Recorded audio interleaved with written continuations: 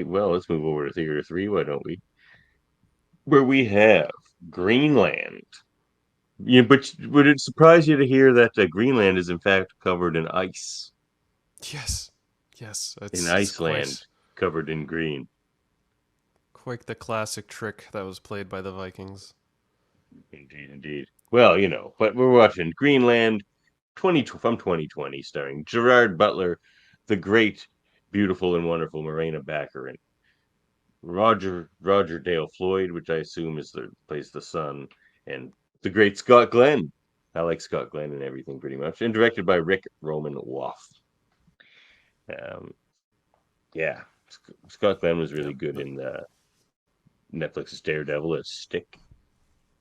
Yes, he was great. It was cool seeing Stick in this. Yeah, this is my pick for the episode. Obviously, Good job, I Murphy. I was yeah I surprised. I was not expecting much from this, but yeah, because like I could have wow. gone with like Dante's Peak or Armageddon or something like that, but I was like, nah, these are classic. I wanted to Better, find something a little more, modern. yes, I will say is my favorite asteroid movie. It's better than Deep Impact, which was probably my favorite one, but this is better. I was It's a thinking the same great thing. asteroid movie. Yes, Because incredible there's a lot of asteroid bad ones. movie. Armageddon's not good. Yeah. No, no, and you know what? I Deep wanted Impact I was wanted good. It had something. I wanted something Morgan like Freeman. fresh. I wanted to give something fresh, something I definitely haven't seen, and I was Mhm. like, this one sounds like it could be a good time. And I kind of saw like the trailer a bit, and I was like, all right, yeah, this could be all right. But even the trailer doesn't Well, let's hit it. really highlight how good it is. This trailer right here. The only thing people want to talk about today is Hit it this like that Clark, asteroid hit Tampa. interstellar comet. Oh, dude, Big news. Tampa got annihilated. I don't see Clark. Oh, maybe he's still sleeping. Dad. Some of Clark's larger fragments are now expected to enter our atmosphere. That's right, and now these are just. What are they saying? More of the I same. bet you it's gonna make a heck of a show. Whoa. Where are they going? Everyone's just so casual about this. I don't know. So yeah, because it's like, about to hit. what do you? It's Only just gonna part of be it. like It's another only ocean. rainstorm or something. That's what everyone thinks, right? Yeah. Wait, where's the explosion? Yeah, that's when the movie's like, okay, things are picking up. It took like 20 minutes to film. Was like, all right, here we go. We now are Start to getting hit the word gas. that the fragment has hit Central Florida. Oh my god. That was Wait, are some terrifying. more pieces gonna hit? Yeah. Come on, let's go. But the sky's on There's some fire. terrifying stuff. 2 days. They got it all wrong. There's a ton of fragments. Planet killers. This film This had part's me hard. There's so many predicting- things that were hard to watch, dude. There was mostly just human dynamics that are really hard to watch. They've been tracking the Dude, military yeah, flights to this bunkers movie in had Greenland. me on the edge of my seat the whole time, and it didn't let me go. It's Yeah. weirdly Agreed. tropish as that's to say, but like, So This it's seems probably just flawed. like an Amazon movie made for Amazon Prime and stuff. What a great yeah. job they did. Well, it's supposed to be released in better than theaters, a lot but of- it was Dad? Oh, really? pushed because of COVID. Clark's largest fragment will hit in less than 24 hours. I wouldn't have gone and seen this in theater, but I should have. It had it going. I know you will, son. Scott Glenn was great in this. If you are hearing this broadcast, seek shelter immediately. What is it? What's going on? This is If you are hearing definitely the this best I've ever seen Gerard Butler in anything, and the best movie I've ever seen him in. Hang on, Nathan. broadcast, seek shelter immediately. Yeah, there wasn't a moment I'm watching his character where I was like, he's phoning it in. Like, I fully believed he was this John Allen Garrity character. Like, I didn't look at him as like Yeah. Gerard Butler at any point. And as Murphy and I were gushing about earlier, I mentioned to Murphy, like, for me, a top 3 actress for me is Morena Baccarin. I love her and everything. Her emotions are always so believable. You just like, she can tear your heart out with the way she acts with her emotion, and she does it in this. I just love Morena Baccarin. I was glad I wasn't disappointed. She's amazing in this. She should be nominated for a freaking award for her performance in this. She's amazing in this. Um, Yeah. Yeah, 100%. She's Like- the heart of this film. If it wasn't for Yeah. her being in this film, you emotionally probably would have been checked out. Like any other It would have been actress. Scott Glenn would have been the emotional character beyond her in this. Yeah, and he was in it for like not a long time. So like she carried this movie. In my opinion, she was a phenomenal. Oh yeah, she's the star of this movie. She gets yeah. second billing to GerardButler, but she shouldn't have. Yeah, she's the lead in my opinion. But yeah, so let's get into this breakdown a bit. So we start with structural engineer John Allen Garrity, played by GerardButler. He lives in Atlanta, Georgia. He's originally from Scotland, and with his estranged wife Allison and their son Nathan. Allison played by Marina Baccarin and Nathan played by Roger Dale Floyd. Who has diabetes and relies on an insulin pump. And it was like one of those like tropes. I'm like, oh god, the kid's sick, but like it played into it in a good way. In a way that was like, okay, I'm not for the story like drawn away from it. Like it makes it more intense, really. So yeah, the family's putting on a brave there's no front movie for Nathan without that. Yeah, it's like true. There really is no movie. The movie for these characters is over halfway through, if not for that. Yeah, exactly. So yeah, they're kind of putting on a brave face. They're trying to get through their strained relationship. And the news is abuzz with imminent passing of an interstellar comet named Clark. Then like, okay, it's not one. It's actually more like a field of them. Yeah, it's a field of broken comics that we should get to watch. Yeah, it's like nobody be concerned about this scattershot. Yeah, everybody just watch. Yeah, all these planes flying away. You know something's wrong though. You look up and you just see the military all going in the same direction. You're like, you're not gonna. Your next thought's not gonna be everything's fine. Yeah, it's like, what direction are they going? And I should probably follow them, right? Like, or not. So yeah, go John. in the opposite direction. So yeah, the Garys decided to host a party for their friends and neighbors to witness this extraordinary event on the news. While John is out shopping for groceries, he receives an alarming presidential alert on his phone, and the message informs him that he, along with his wife Allison and Nathan, have been selected for emergency sheltering. So sloppy. They should do it on the phones. That made sense. But then they start flashing it on their big screen TV. Yeah. What if they have people over? Like that, I mean, of course, it's like an emergency situation. They want to make sure they absolutely get your attention, but like the problems that they maybe should have anticipated that could cause. Yeah, because there's not just like there's got to be like it even gets out at one point throughout the film that like they're hot. People are getting secret messages. So yeah, as he's heading back, he knows the military van's speeding through the streets and hinting at the gravity of the situation. But yeah. They, like you said, there's people at their house having a party of the situation. You like that? So yeah, during the party, they're all watching the fragments enter their atmosphere. News breaks that a fragment of the comet Clark has struck the ocean, but suddenly the ground trembles on a massive shockwave rocks the city, as we saw in the trailer, and the live broadcast shows devastating. I don't know if this is a morsel of yours, but I assume they're naming this after Arthur C. Clarke. Yes, sir. That was a movie morsel of mine. This was named after just a Arthur guess. C. Clarke. You hear sci-fi and Clark, I put the two together. Yeah. And you know something else? The little neighbor girl Ellie, that was also a nod to LE, the Extreme Level Extinction event.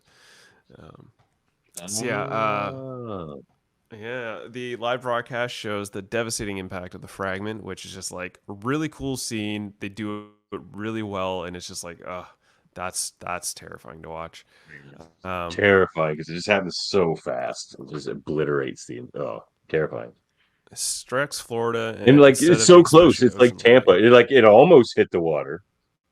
Like, yeah, but that's the thing. They could never be able to predict it with such accuracy. Like if they say it's going to hit a kilometer off the coast, kilometer's not much when you're talking about something falling from space. So you could be off by a kilometer in your calculations based on anything that could happen. Something could explode within the consistency of that comet that sends it. Like, I would never be super. It's cool with all the predictions that everyone is in this movie. It was just like, oh, it's fine. They're saying on the Weather Network it's fine, so it must be fine. I'm like, I don't know, man. Comets hitting the Earth. I don't know, man. I might be in a bomb shelter. if you can get one. And So Jameel's yeah, while here. they're hold up, yeah. Join us. Spare Um, change, Jaemeel. You got some spare so change, yeah, brother. the, basically the fragment hits Florida instead of this expected ocean landing, and then a presidential alert repeats the evacuation instructions, directing the Garrities to report to Robinson Air Force Base for evacuation flights, which puts their neighbors into a fucking chaos. Like, what's this? Why are you guys Yeah. getting the fucking Willy Wonka ticket to safety? Mm-hmm. What's happening here? And yeah, they proceed to try and leave. Oh, this part was hard to watch. Oh man, Yeah, this tore my this heart this out. whole Like I'm scene, just, like his oh neighbors, man. like with no time to spare, the Garrities hastily pack their belongings into a bag. Their neighbor Ed, Gary Weeks, warns John about the magnitude of the comet's impact, leading him to leave behind Deborah's daughter Ellie, played by Madison Johnson. Spider pleased to join them. It's like, and he's right though. He's like, what am I gonna do? Bring her there for them to turn They're just around gonna and turn her just leave away. her? Yeah, Yeah, right. Which they were yeah. clearly doing. And man, my heart was breaking. I was just like Mm. imagining my own little daughter, and I was just like, ah. It's like, I think I might have been crying at that point. It was a couple times. The best scene later is even more heart wrenching. But Yes. So yeah, the 100% Garrities at are getting that point, I closer was to the like, oh, this base. movie has guts. I was like, before it could have been anything. It's just like, yeah, this movie could go either way. It could go any way at this point. But as soon as that scene hits, you're just like, oh, there's some weight You get to this this little movie. foreshadow scene of Nathan pulling out his blanket from their emergency bag, and it knocks out the insulin, and you're just like, oh, that's not good. You're not going to see that. But yeah, the Garrities get close to the base, but are held back by a long line of traffic, so they must abandon their car.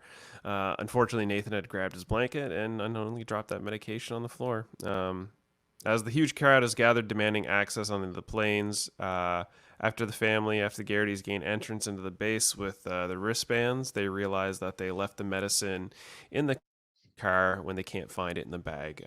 John goes out to grab it, but when Allison mentions Nathan's condition to a soldier, the two are led to meet Major Byrne, played by Maren Dugney, who informs him that Nathan's medical condition disqualifies him from boarding, and this was basically my Did I say favorite scene that diabetes? I decided to pick. I meant he's a Whoops. superstar athlete. Outside, he would have no idea that he had a bump. I'm afraid there's nothing I can do about that, man. Was this your favorite You scene? can pretend that you Yeah. didn't see it. I chose this I one. didn't write the rule. Sorry. Then It's a ignore good one. it. She's so good. What if this was your family?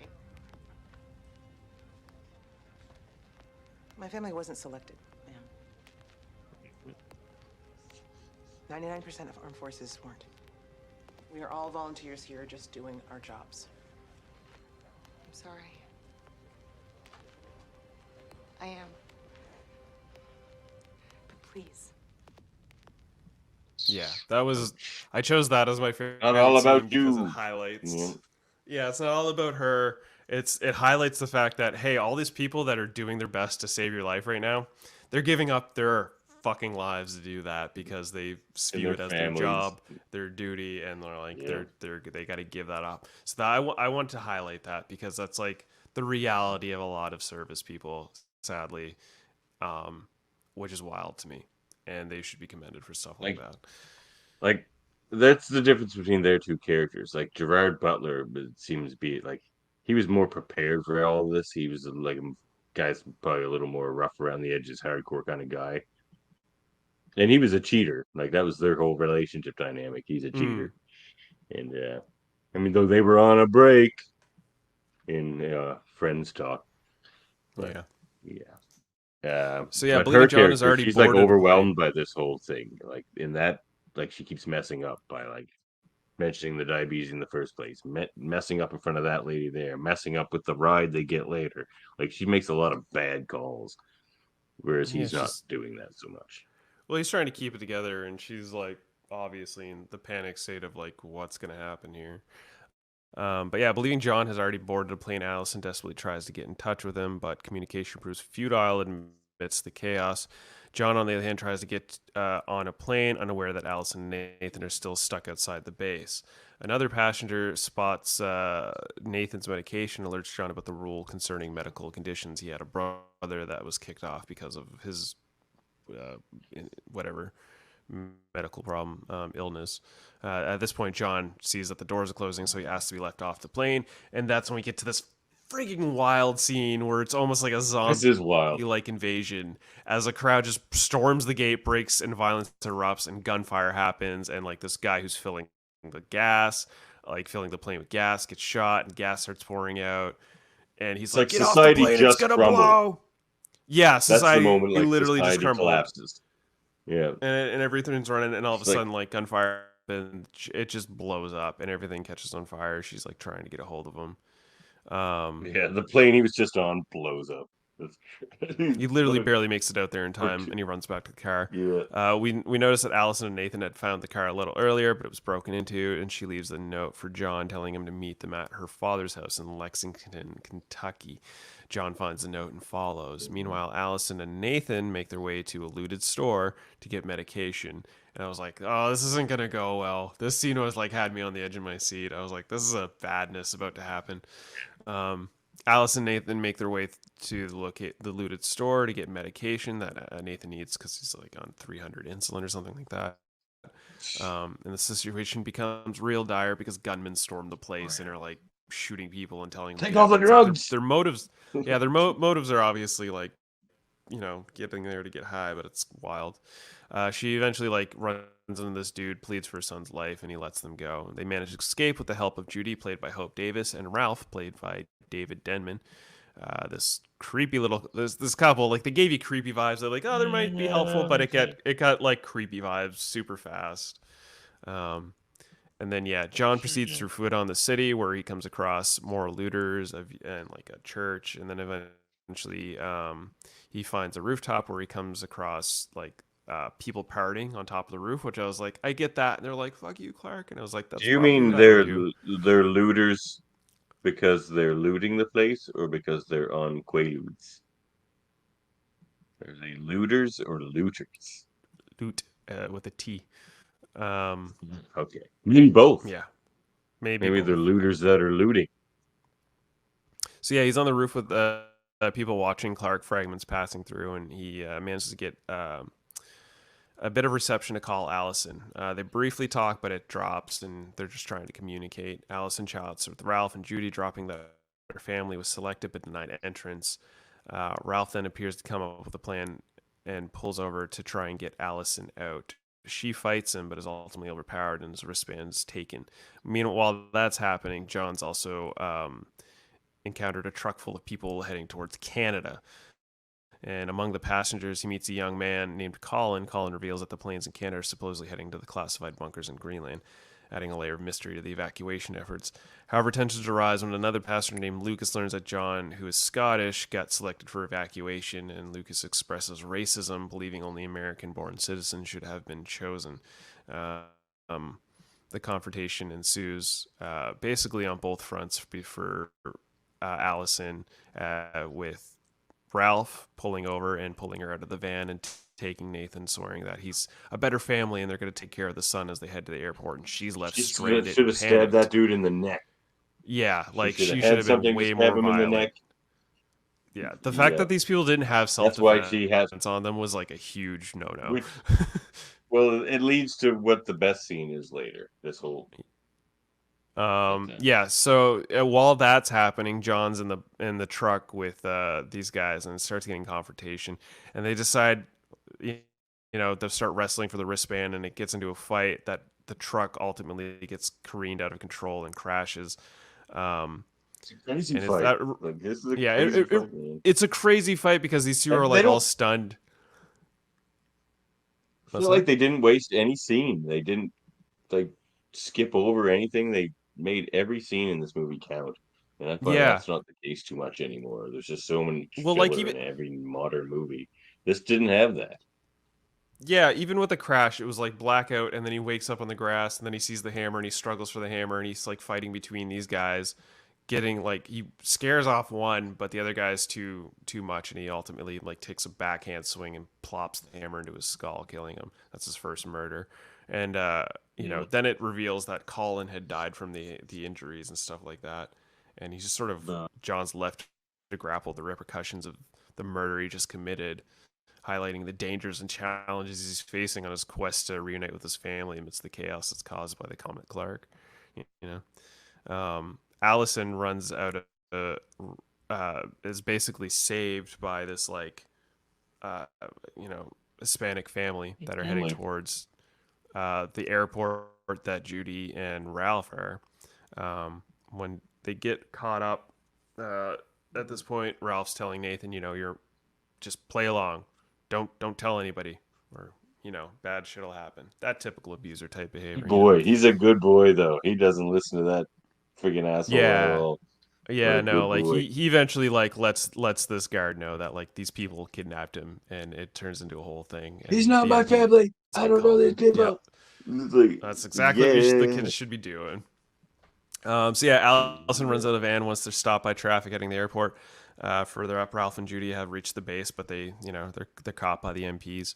Allison eventually gets up and she starts like frantically looking for her son. Nathan he's brought to the FEMA medical camp, and Allison, makes her way there, and the soldiers like helping her go through the few tents before she's ultimately reunited with Nathan, which brings us to your favorite scene. Never let that happen again. I'm so sorry. I'm fine, Mom. He's a remarkable Of course, man. not entirely her fault, but she should be sorry. You're Allison. Yeah. He's type 1 diabetic. I've got to Like this is the scene I was crying, and I was just like, "Yes, you should be sorry." I was mad at her at the same time, but I'm like, I'm glad she got her kid back and everything was fine. But yeah, powerful. Bro, I was just like, I was like, oh man, I'm like, you let that guy keep his eyes while he was trying to kidnap your kid. Where does your father Like, she was within eye gouging range. Like, okay. Yeah. Maybe I can. you get fight you to the military tooth bus to and death for information. that, And I also But put together a week's supply of. in the end, it pills worked out. And insulin and test strips. So I wish I could give you more, but that's all we have. Oh my god, yeah. dude, like that Was hug brought me to tears. Like, cause you feel I'm what they've been tearing going up through right up now. into that moment, right? Like, you feel what they went through to everything in that. Like, oh my god, so good. Morena's so good in that scene, and like And the she said the lady exactly who plays a nurse. My favorite thing is she said the exact two sentences. The first two sentences she said to her kid were the first two sentences it should have been, other than maybe "I love you," which maybe she said that first. I can't remember. But then she says, "I'm sorry, and I'll never let that happen again." And those are the exact two things. Like, there's no other things you can even think of to say other than those two things. Those are the first things that child should hear, and she did that. So that's good. But man, It's gut-wrenching powerful stuff. scene. Powerful scene. So yeah, the following morning, John walks into an empty neighborhood and breaks into a house for food and water. Still leaves his little note though. He's just like, "Sorry, I'm stealing your shit. I'll bring it back Yeah. if we're all alive." Really? Yeah, he watches the news for more devastating impacts around the world, as well as the news of the worst of Clark to hit Europe the next day, estimating the death of 70% It makes no of plant and animal sense life. that like all that's still working though. Really? Like The news and power all and the- stuff like that. Hmm. Yeah, there's a bit of like loophole. Like I mean, I can see that they would want to try and keep like news programs running and getting news out there. Yeah. So I like this suppose so. possibility, with the powers on or Tampa's not. out of power. Yeah, Tampa's out of power. Tampa's out of Tampa. So yeah, basically 70% of plant and animal life, plus more than 75 million deaths will occur because of this comment. So he steals a car and makes his way to the home of Allison's father, Dale, who's played by Scott Glenn. And yeah, if he survives, he'll bring back the car. So we see Stick playing poker with the boys, and he's gonna bust out the savings to get himself out of that one. He's really losing. But yeah, John finally arrives at Allison's father's house, where they confront their past issues. After some time, Allison calls for pickup, with Nathan returning home, and the family watches the news, acknowledging the likelihood of perishing soon. But then John recalls Colin's info about planes going to Greenland and decides to attempt reaching him. I did like the one scene where the grandfather's like, "Hey, kiddo, you want some pancakes?" He's like, "Yeah," and he's like, "With tons of syrup," and he's like, "Yeah," and the parents are like, "No," and he's like, "Oh yeah, I forgot." The whole diabetes thing. Diabetic kid. Yeah. Um, Tons of syrup. Tons of syrup. Yeah, no. No. So yeah, John realizes that there's still a chance, so they want to make the attempt to reach them. They invite Dale to join, but he opts to stay home because his wife died in this house, and he's gonna die in this Yep. house, and he accepts his fate. And respectable. He's an We old totally man get it. anyway. It's just like he Yeah, just doesn't want to be on the run for his last days. I get it. yeah. While that's happening, a nearby comet hits, and it highlights that these guys need to get to moving. So yeah, It's the skipping. the Garrity's leave in Dale's truck and encounter a radio report of basically down the road of molten debris heading their way, like an emergency. Like if you're hearing this, find shelter. Molten debris is heading your way. Fireballs start raining down, causing panic and destruction. And John tries to drive Allison and the kids to safety beneath an underpass. But before he does that, he rescues a man who had crashed. So he's saving lives. Something like a little retribution for the one he took, balance the scales, if you will. Eventually, they continue their journey towards the runway, determined to make it on the last evacuating plane. They see that the plane is about to leave, so John parks the truck in the path of the departing plane.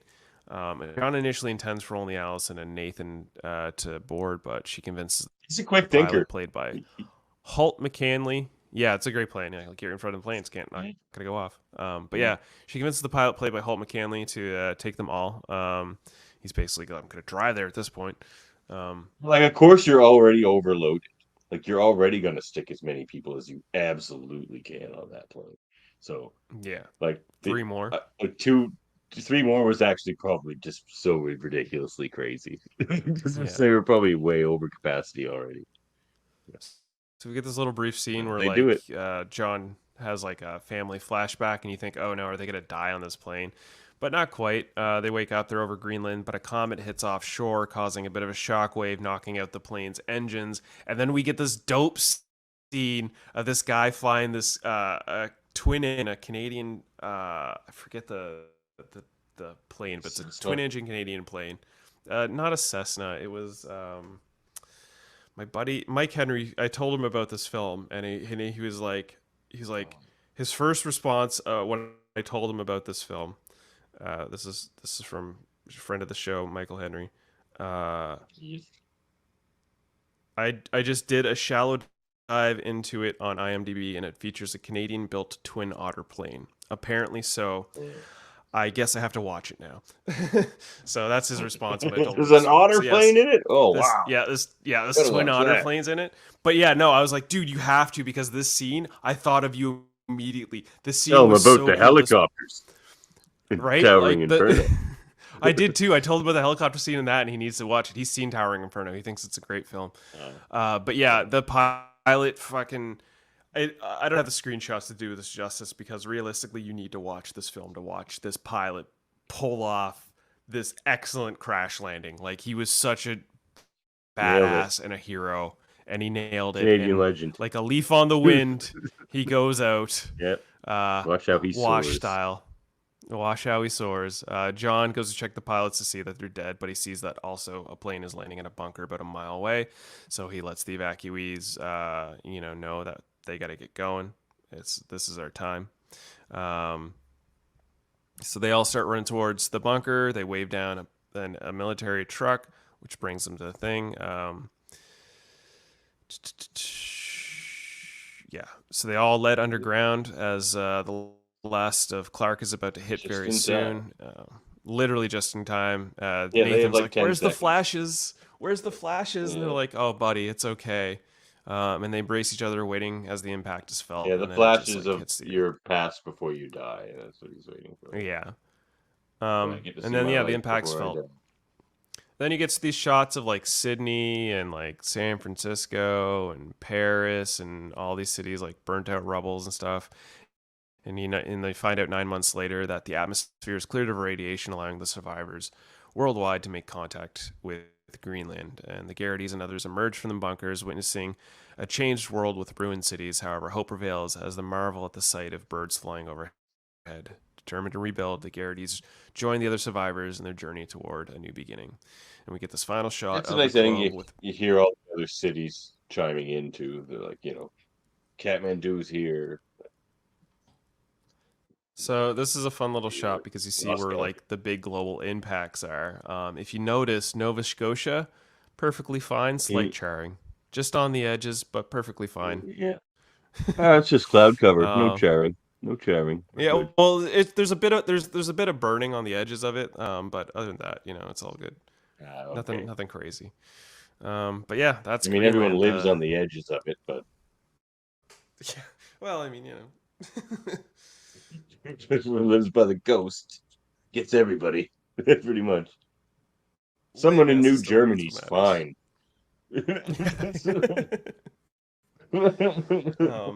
I shit you not. What during like the ending of this movie, I was looking up like how much land was in like Nunavut in like northern Ontario and stuff like that. Maybe I should get some land in some like a desolate part of the country just in cases, and it's like $30,000. Start working on our bunkers after this episode of our podcast, Murphy. Yeah, for real, right? These movies have turned me into a prepper. Yeah, me too. It shook us to our cores. Yeah. It's like, All right. well, Well, which performance would you hold up? Morena, Morena. 100%. Followed by GerardButler. Flawless. Yeah, he's great. He's very good. Yeah. Everyone was good in this. This is very good acting in this movie. Even the kid was good Setting in aesthetic, it, man. He was very good. And Scott Glenn. Yeah. Like the creepy couple in the car. All the side characters were really good. Everybody. Like even the soldiers. even like the brief like background neighbors and stuff like that. Everybody. Yeah. Like. This is just a top-notch movie. I don't know. It's a top-notch movie with maybe, but it is. It's a top-notch movie, and it shouldn't be because it's a disaster movie, which hasn't been popular since like the early aughts. And most aren't good. Most aren't good. The most aren't good, which is again why they haven't been popular since the early aughts. And as a disaster movie, it's incredible. The setting and aesthetic is gorgeous. It's gridded. It makes you feel like you're with these people every step of the way. It makes you feel like you're in crowded situations. It makes you feel like you're waiting to like get to safety. Like every level of this film was so well thought out, well paced, well edited. I was really blown away with it. I wasn't expecting it to be as good as it actually is, and it's like a top tier film that made me had me on the edge of my seat. It was gorgeous. Some shots were just like phenomenal. Look at like the planes all going in one direction. The comet, like the rooftop comet scene, like the rooftop party scene, and they're all looking at the comet, and the party goers are like, "Fuck you, Clark," and they're having a good time just listening to bass tunes. Like I could see that's a thing that would happen. You just look at this pretty sight, maybe take like a massive amount of LSD and see what happens. Who knows? Yeah, it looks great. It makes sense to me now that you tell me it was meant for theater, because I watched this with Tiffany. I turned around, I'm like, damn, this looks good for like some made for Amazon Prime movie. Like they must have spent some money on this, but expecting a theater release makes sense that you put that money into it. Yeah, and it was just. I don't think they would have put this money into it, and it would have looked so good if they were expecting to just be straight to streaming release.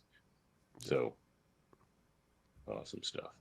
Yeah, and now I'm assuming you got some morsels for us.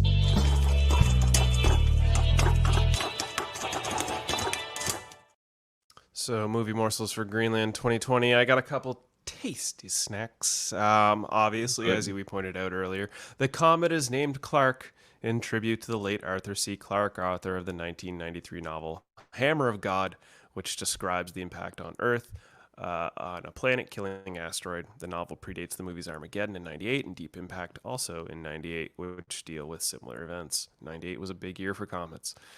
I remember it felt like it because those movies were coming out where we were like, is they trying to tell us something? Like, is there a comet coming and they're just preparing us slowly with like Aerosmith?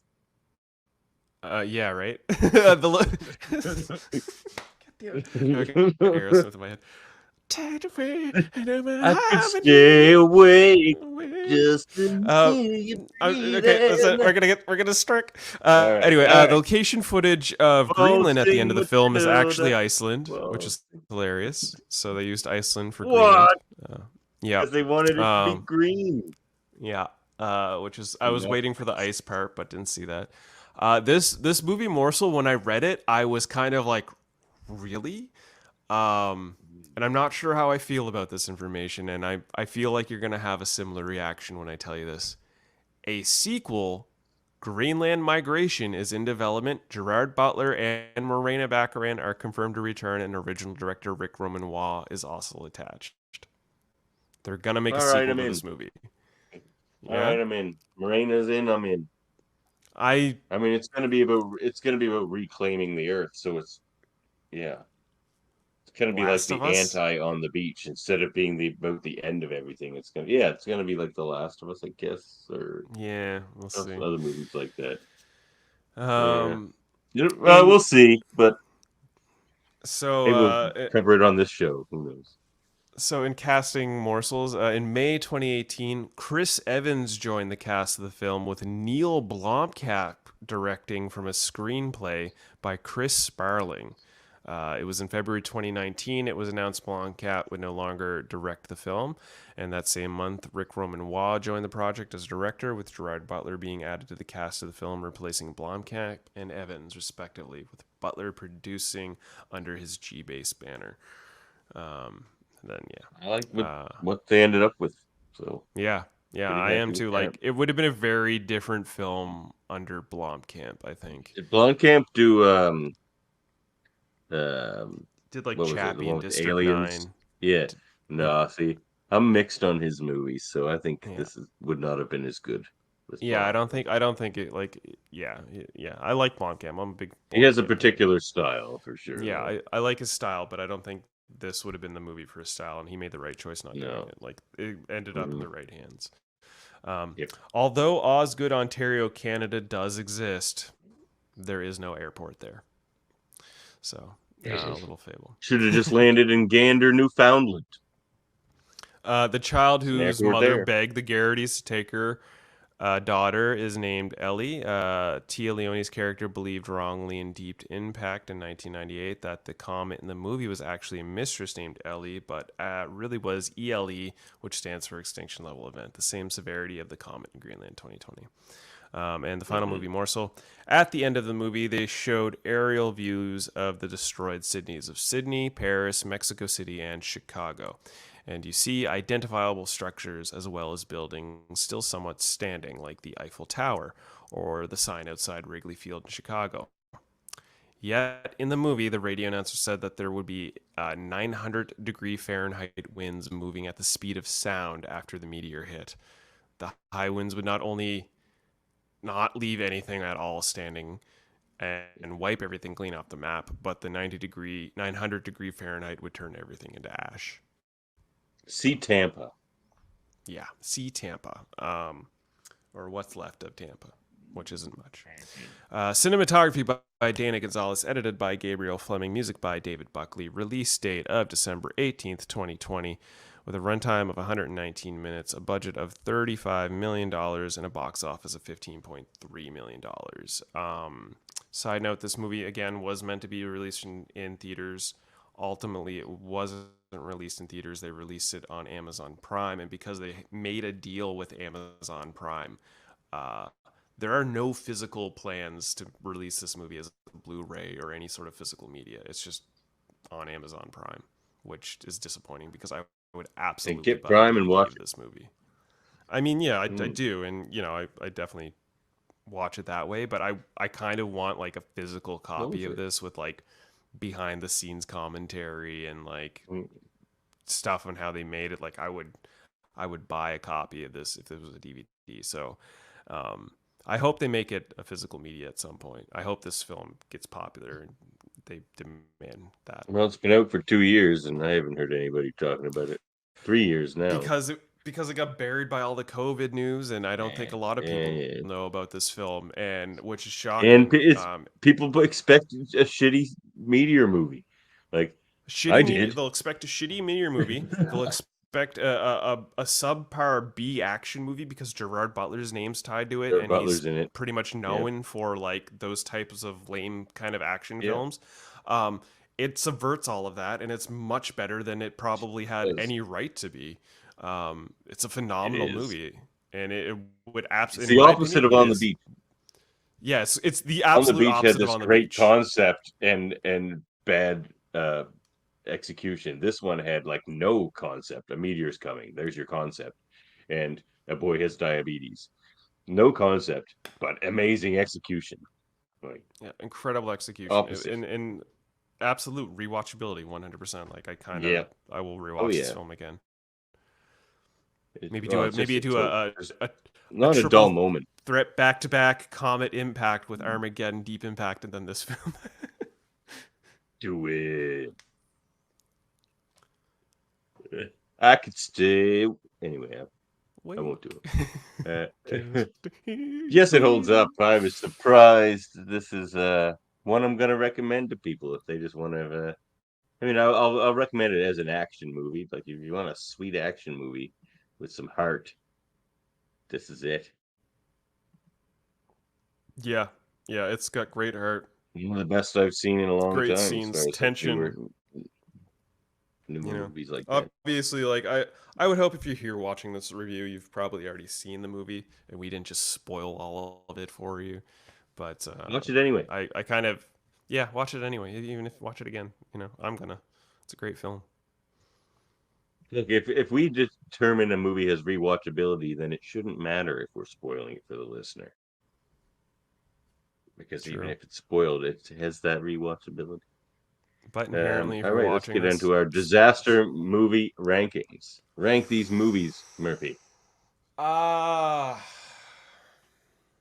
Where's Jaemeel for spare change? Better get in here, Jaemeel. Right? Come on now. I think he's potentially Twitch streaming. It's generally his hour. So yeah,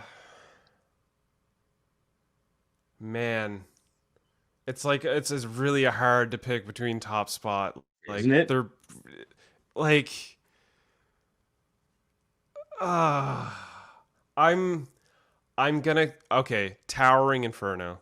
It's gonna be Towering Inferno top pick. That movie blew me away and had me on the edge of my seat and wowed me. Greenland had me on the edge of my seat and had sucked me in, but there wasn't as many like insane like wow, that just fucking happened moments that made me say holy shit, like wow, like when I was watching in Towering Inferno. So, like, there were cool scenes in Greenland. I was like, that's cool, but Towering so did Inferno your made me mind pop. Did your mind change before we started talking about these movies or after? Because you were so high on Greenland earlier. You said it's your favorite movie we've covered on this podcast. Honestly, I was gonna go with Greenland, but after we had our discussion and I thought about everything we just said, at that very moment I was like, no, Towering Inferno gets it, because I remember all of the moments I had, like I was popping hard at this film, and it was great. There were scenes I was just like, what the fuck was that? Holy shit. Just whoa, like I popped at every crazy moment that happened in the film, and I popped harder at those moments than I did in Greenland. Greenland's moments are good, but it's all just sort of subtle, cerebral tension. Whoa, tense. That's cool. I like that shot. But Inferno, I just way more. And then On the Beach is, could be at the bottom. I'm gonna go with the same rankings as you, but I will say it was very difficult. But if you remove like just probably like two scenes that were really good by Morena Baccarin, then I easily picked the Towering Inferno. But when I think of Greenland, I just think of those two scenes where Morena Baccarin, or even 3 or 4 scenes where she's just really friggin' good in that movie. It makes it sort of like hard to pick, but the strength of it, the entire package, you gotta give it to the Towering Inferno, I think. Yeah. But we have our new additions to our rankings here. Yeah, no. So I'll share that. I'll share that here. Here we go. I was so very now we have impressed. 2 more A movies, no B's today, and a C, though I almost made On the Beach a B, but just kind of boring. kind of boring. Yeah, like I said, it's got good, and there are the scene of the people lining up for their suicide pills. That's gonna stick with me for a very, very long time. Out of the entire film, that scene was like, whoa! That's when it really started like wrapping my head around the gravity of what this film was trying to portray, and I was like, okay. And then everybody starts dying off like left, right, and center at that point. So like there are a lot of crazy scenes in all three of these films that are gonna stick with me, you know. But yeah, on the beach, it was the people getting their pills in and the sign at the end. The sign at the still end. time, brother. There's still time, brother. Yeah. And the towering Inferno, just the crazy, just everything from the stairwell scene to the end of the movie. Like there's, wow, what a that film. brings us to the end. Yeah, we had some good ones here tonight for sure, and I think that brings us to the end of our little show here. Our show, yeah. Well, you know, as I say, there is still time, brother, but no longer for the end of this show. We here at Hold Up Movie Podcast are a part of a federation of podcasts, if you will. One that talks about things like Star Trek over at Live Long on Podcasts, covering shows like Enterprise, Strange New Worlds. We're doing a review of that tomorrow. They did Enterprise on Monday. We got things where we do radio theater, Locutors of Trek, where they do all sorts of things. I think you got an interview with a gentleman. Yeah, Derek Tyler Attico coming up, writing the autobiography of Benjamin Sisko. Can't wait to read it and can't wait to talk to Derek about it. I should have loaded that screen up. Yeah, Locutors 6 is going to be a good time. Then there's the X-rated animated review show, the X-Men animated review show with Davan and Andre Mayette. Andre Mayette's season 5. Season 5 is a good time. Andre Mayette's also host of the Graphic History Podcast, a great podcast to get to know your local artist and or international artist. Here's an interview coming up with Steve Rude, Eisner Award-winning artist of Somewhere Now. Award-winning artists appearing on Graphics History. We also got the Super Mater Brothers podcast. They are brothers that review Big Brother and Survivor and other reality shows and stuff. We also got the Mary Mater Marvel Society with Dave, Davan, and Jaemeel covering things like Across the Spider-Verse. They're going to be doing the old Nick Secret Invasion Fury show, Secret Invasion soon. Marvel things there. Eamon on Track, where he's covering music and everything that's on track. Hopefully he'll get on track with his next episode, when we don't know. Trivial Debates, we had a gay themed episode recently with a wonderful panel of hosts and guests, and we're looking at some more episodes in the near future here, so always join us for Trivial Debates if you like some of that. Win the Hellbound Movie Podcast with Michael Chan and Kyle Blackburn. Alex Blackburn and Michael Chan. Alex Blackburn. Blackburn. I don't know why I keep thinking his name's Kyle Blackburn. I'm terrible. I'm a terrible person with a bad memory.